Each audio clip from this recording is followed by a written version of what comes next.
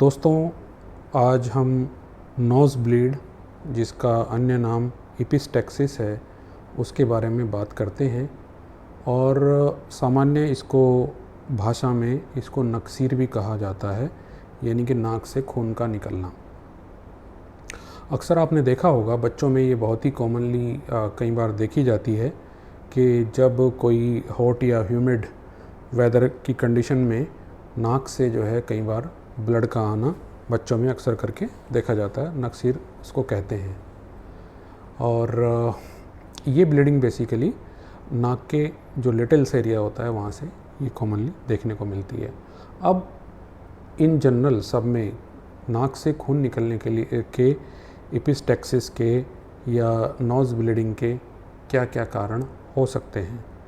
कुछ तो कारण ऐसे होते हैं जो नाक की वजह से ही होते हैं, जैसे कि नाक में कोई घाव का बन जाना, तेज़ी से नाक को ब्लो करना, बहुत तेज़ी से ब्लो करना, छींकना, बार बार छींकना, बहुत खांसना, तो यहाँ की वेसल्स पे प्रेशर पड़ता है।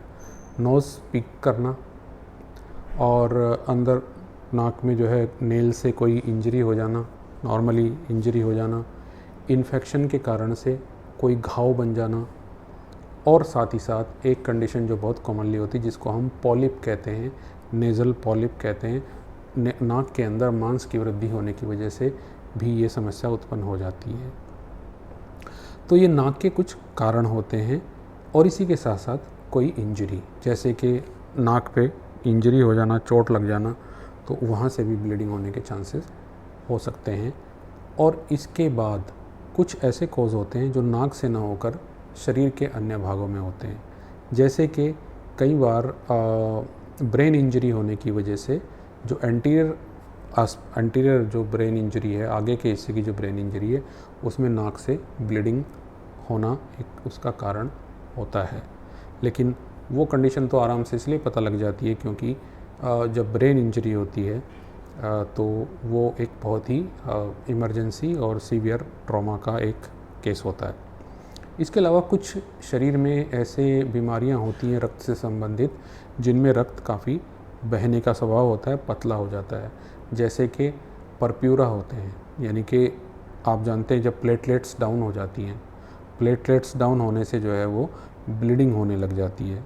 शरीर के अन्य जगहों में त्वचा के नीचे ब्लीडिंग होती है और नाक से भी ब्लीडिंग का आना बहुत कॉमन होता है जब प्लेटलेट कम हो जाते हैं। और प्लेटलेट कम होने के बहुत सारे कारण होते हैं।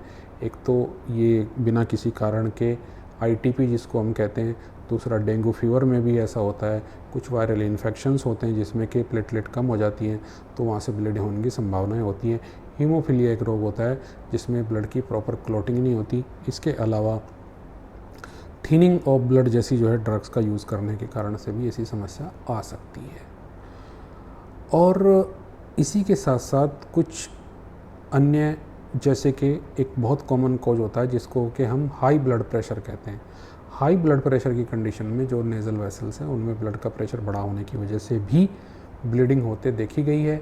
और साथ ही साथ कुछ फीवर ऐसे हैं जिनमें नाक से ब्लीडिंग हो जाती है, जैसे टाइफॉइड फीवर है, इसमें भी कई बार इस प्रकार से ये नाक से ब्लीडिंग होते हुए देखी गई है। ट्यूबरकुलोसिस के कुछ केसेस में भी नाक से ब्लीडिंग हो जाती है। एक नाक की ब्लीडिंग का कई बार क्या हुआ कि सपोज नाक से ब्लीडिंग हो रही है तो ये आवश्यक नहीं है कि वो बाहर की तरफ ही आए, वो अंदर की तरफ भी जा सकती है। मान लिया जाए वो श्वास के तरफ जाती है तो खांसी में भी जो है ब्लड आ सकता है। तो यहाँ पे ध्यान देना ये होगा कि ये जो ब्लड आ रहा है ये खांसने में लंग से आ रहा है, फेफड़ों से आ रहा है, खाने की नली से आ रहा है, श्वास नलिका से आ रहा है, या नाक से तो पीछे जा कर के ब्लड नहीं आ रहा है। इसी प्रकार से यदि यह पेट में चला जाता है तो खून की उल्टी होने की संभावना भी होती है।